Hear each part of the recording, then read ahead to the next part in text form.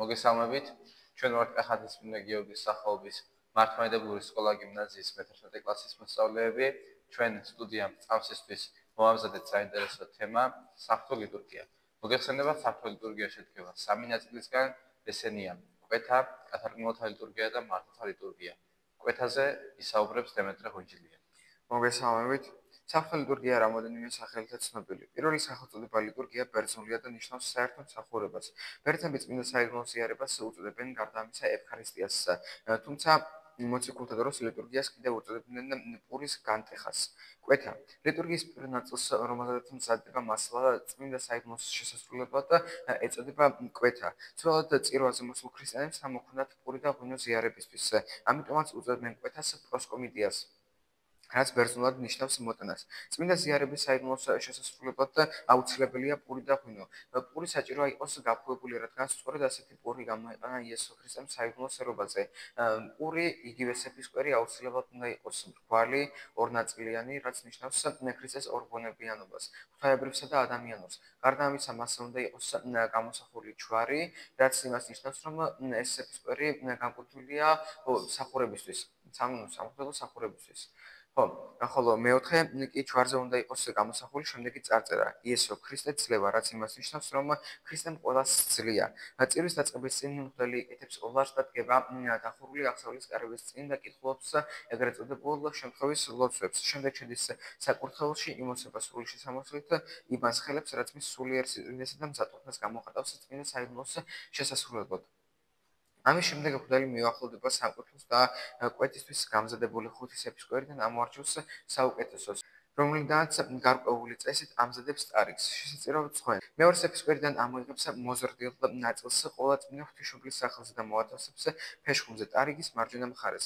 მესამე სეფისკვერიდან ამოიღებს ნაწილებს 900-ის სახელზე, რომელშიც შედიან იოანე ნათლისმცემელი, წინასწარმეტყველნი, მოციქულნი, მღვდელმთავარნი, მოწამენი და ასე შემდეგ. მეოთხე სეფისკვერიდან ამოიღებს ორ ნაწილს, ერთს პატრიარქისა და მისი დასის სახელზე, ხოლო მეორეს ღვთისმდაცული ერის, მთავრობისა და მხედრობის სახელზე და ათავსებს ტარიგის ქვემოთ.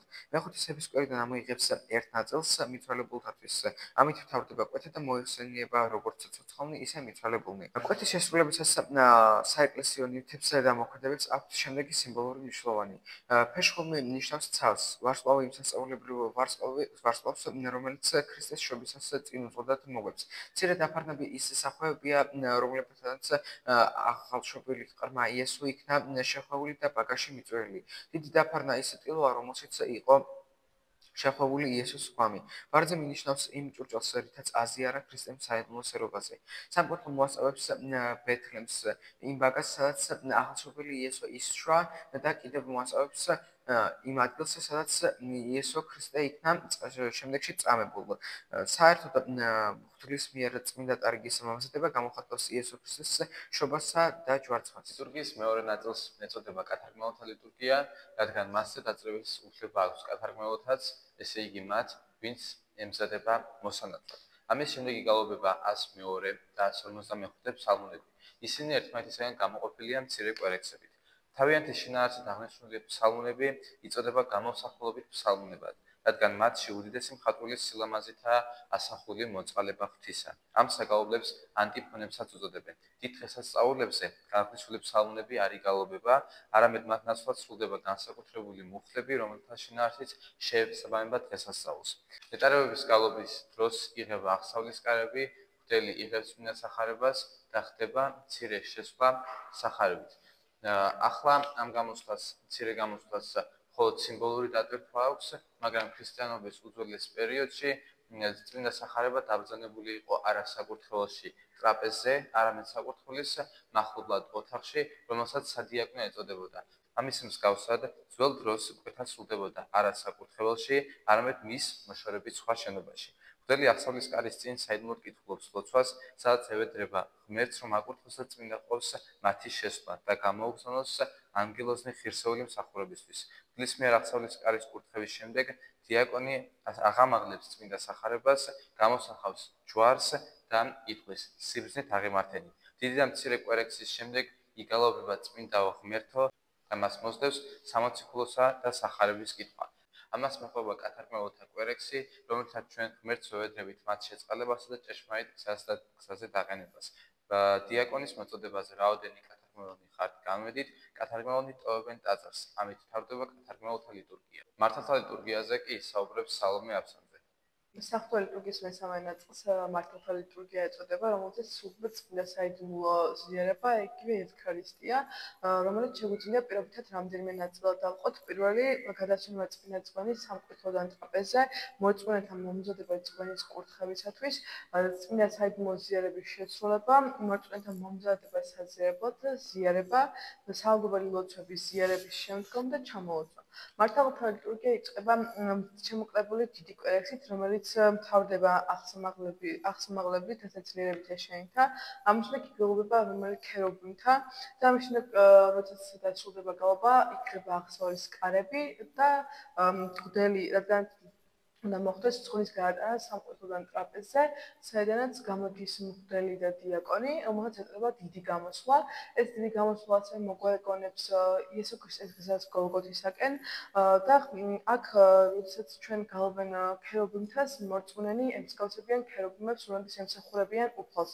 ქერუბინთას პირველი ნაწილის გალობისას მღვდელი კითხულობს საიდუმლო ლოცვას, რომელშიც ხოვს ღმერთს მადლს, რომ დაეხმაროს წმინდა სერობის წარმართვაში. დიაკონი ასრულებს კმევას, კმევის შემდეგ მღვდელი და დიაკონი ხელაპყრობის სამჯერ წარმოსთქვამენ ქერუბინთას ლოცვას და გადადიან სამკვეთლოზე. დიაკონს მხარზე დიდი დაფარნით მოკრძალებით გამოაქვს ფეშხუმი, ხოლო მღვდელს ბარძიმი და ეს გზა არის იგივე სიმბოლო ღმერთის გოლგოთისკენ მიმავალი გზა. მოხსენების შემდეგ სამღვდელო პირი შედიან საკურთხეველში აღსავლის კარით და ბარძიმ ფეშხუმს ასვენებენ ტრაპეზზე. ოდიკე, რომელზეც ბარძიმ ფეშხუმი სვენდება, იგივე ნიშნავს საფლავს მარცხოვრის, ხოლო დიდი დაფარნა, რომელიცაც იხურება ბარძიმ ფეშხუმი, იგივე ის არის ლოდი, რომელიცაც დაიხურა იესო ქრისტეს საფლავი. ხოლო დაფარნაზე ვარსკვლავი, რომელიც მცირე დროით არის მასზე, ნიშნავს იოსების მიერ დაბეჭდილ ლოდს მეორეჯერ ღმერთის საფლავზე და აღსავლის კარების კიდევ ერთხელ გაღება ნიშნავს იესო ქრისტეს მიერ ჯოჯოხეთიდან მართლაც ამოყანას. ტრაპეზის გადასვლის შემდეგ იწყება წვნის მომზადება კურთხევისთვის, ამის შემდეგ კი იწყება თხოვნითი კვერექსი.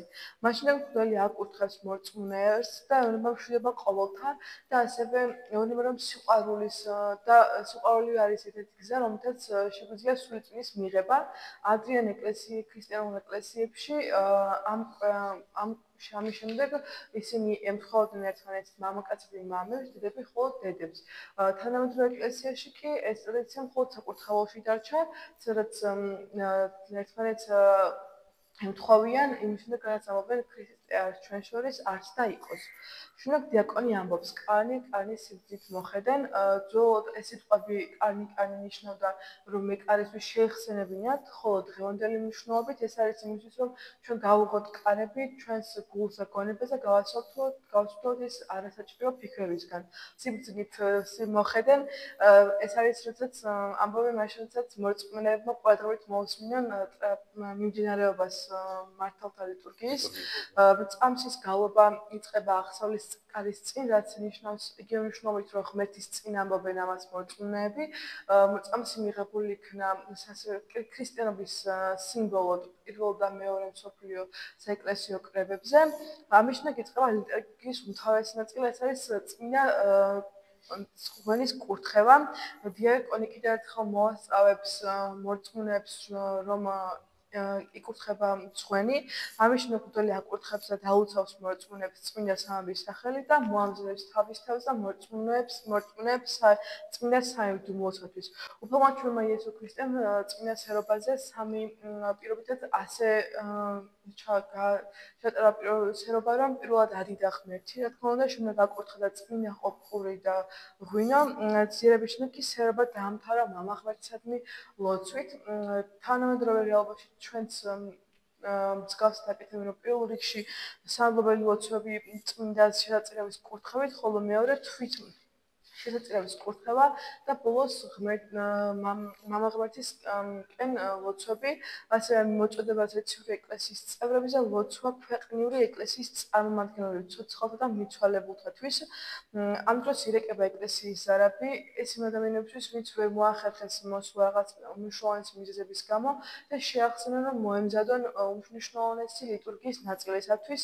მღვდელი ამ დროს კითხულობს საიდუმლო ლოცვას, სადაც მადლობს უფალს იმ ყოველთვის, რაც შექმნა მან, ხოლო ამის შემდეგ გალობება წმინდაო, ამის შემდეგ კი მეორე წმინდა ლოცვას კითხულობს საიდუმლო ლოცვას, სადაც მღვდელი იესო ქრისტეს ტანჯვაზე სარბაზე მიღებულ ნათქვამს ამოწმებს და ასევე ისიც რაც იესო ქრისტემ თქვა სარბაზე ხმამაღლა ამბობს მიიღე ჭამეთ ესე არის ხორცი ჩემი თქვენთვის განტეხილი მისეტებოდ სხოდვათ ამის მღვდელი იხსენის მაცხოვრის აღქმას რომელიც თქვა სარბაზე და ადიდებს მაცხოვრის ტანჯვა წამებას რათა მან გამოიხსნა კაცობრიობა მის ჯვარცმას და მეორედ მოსვლას ამ დროს დიაკონი მოწიწების აღმაღლებს ბარძიმ ფეშხუმს მღვდელი კი წარმოთქვამს ლოცვას და ესე ამის შემდეგ ღმერთს ყველაფერთვის მადლობას უხდიან რაც მის გარშემო არის შექმნილი და ამით სრულდება სულიწმინდის ამით იწყება სულიწმინდის მოწვევის ლოცვები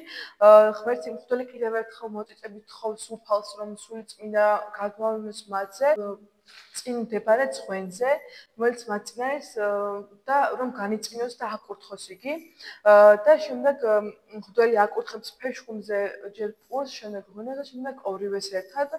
ეს ახლა უკვე უმთავრესი და უმნიშვნელოვანესი ნაწილი ლიტურგიის იწყება. ამ დროს პური და ღვინო გარდაიქმნება ჭეშმარიტ ხორცად და სისხლად, მაცხოვრისა და ყველა ტაძარში მოწიწებით ასრულებენ წმინდა საწირავის წინ მეტანიას.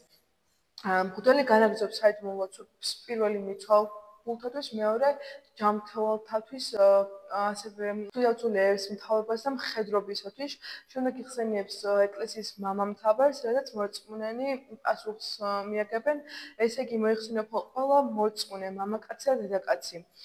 ლოცვა მთავრდება აღსამაღლებლით და ამის შემდეგ მღვდელი აკურთხებს მორწმუნე ერთს.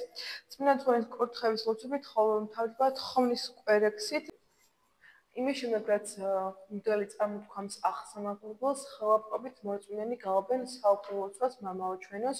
ამის შემდეგ გამოდის დიაკონი, მას უკეთია გინგილას ჯვარი, რომელზეც ორი მიზნით იმისათვის, რომ არ ჩამოუვარდეს და არ დააბრკოლოს ზიარებისას, მეორე იმიტომ, რომ მსგავსად ეზიარებიან სერაბიმები უფლის წინაშე ზადიან სახეს იფარავენ უფლის წინაშე მსახურებისას. ამის შემდეგ ღვთისმსახურები ეზიარებიან და შემდეგ ეზიარებიან მორწმუნენი და ზიარების შემდეგ უნდა მიიღონ თბილ წყალში არეული ღვინო, რომელიც არის სარღვნელი, რათა პირისგულში არ დარჩეთ მცირე ნაწილაკიც კი წმინდა ხორცის. ეს კაცთა ზიარების შემდეგ საკურთხეველში შესული მღვდელი ფეშხუმზე დარჩენილ წმინდა ნაწილებს ჩაუშვებს ბარძიმში, რაც ნიშნავს მათ წმინდა სისხლის განწმენდა და განბანვას მათი ცოდვებისაგან. ამის შემდეგ იგი წმინდა ბარძიმით აკურთხებს ხალხს, რის შემდეგაც ეს არის ბოლო ხილვა უკანასკნელი გამოვლენა წმინდა საწირისა ხალხისადმი და ის გადაცვლება სამკვეთლოზე ამის შემდეგ როდესაც ეს სრულდება გამოდის მღვდელი და მშვიდობით წავიდეთ რაც ეგრეთ წოდებად ნიშნავს ეკლესიის მშვიდობით დატოვებას შემდეგ ამბიონზე მღვდელი გამოდის საკურთხეველთან და კითხულობს ლოცვას ამბიონის ლოცვის დამთავრებისას მორწმუნენი კვლავ აღავლინენ ლოცვას ღვთისადმი ამ სიტყვებით იყამენ სახელი უფლისა კურთხევა მიადგან და უკუნისამდე შემდეგ იკითხება 33 ფსალმუნი ეს ის ფსალმუნი რომელიც ძველად მორწმუნეთა ზიარებისას გალობდნენ ქრისტიანები ამის შემდეგ მორწმუნენი ემთხოვიან ჯვარს და მიიღებენ წმინდა სეპისკვერს